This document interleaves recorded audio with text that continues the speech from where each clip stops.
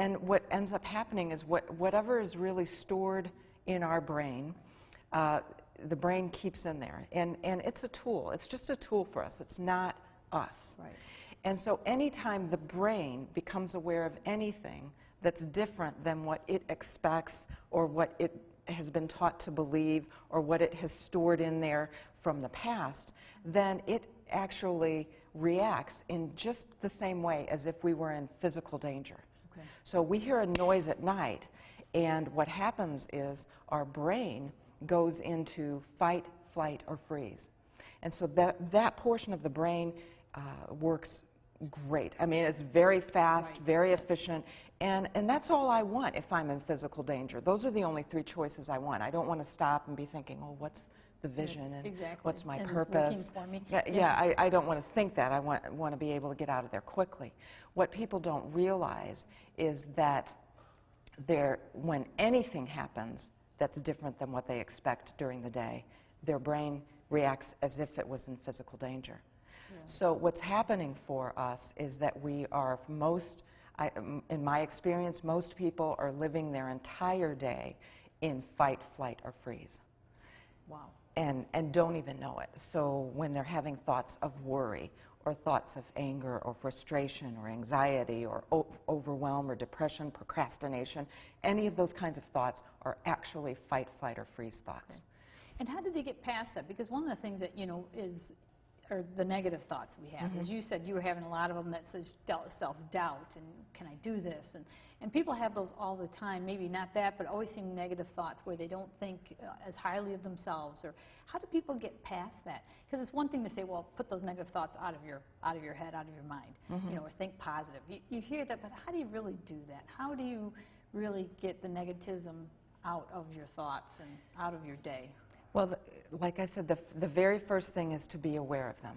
Okay, so now that I know that I'm in fight, flight, or freeze most of the day, I can stop and notice that I'm in fight, flight, or freeze.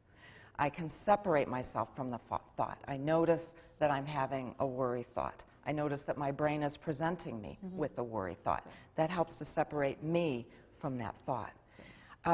Generally speaking, it's probably good to take a breath in that moment.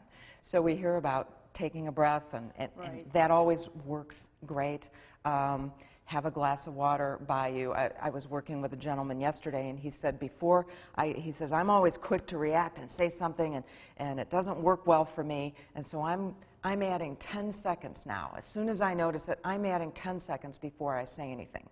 Well, you know that 10 seconds is a long time.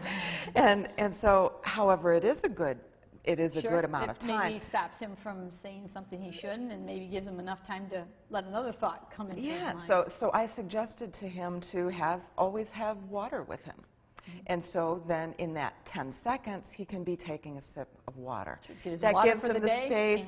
And he gets hydrated, and at the same time, he's taking his breath and really focusing on what it is that he chooses to think. We take a breath, and if we're in a highly stressed situation, then it's good for the breath to focus on the exhale. Many of us focus on the inhale, and it actually contributes to the stress. So if we focus on the exhale, it helps to get that out. So then during that time, we can think about what we choose to think.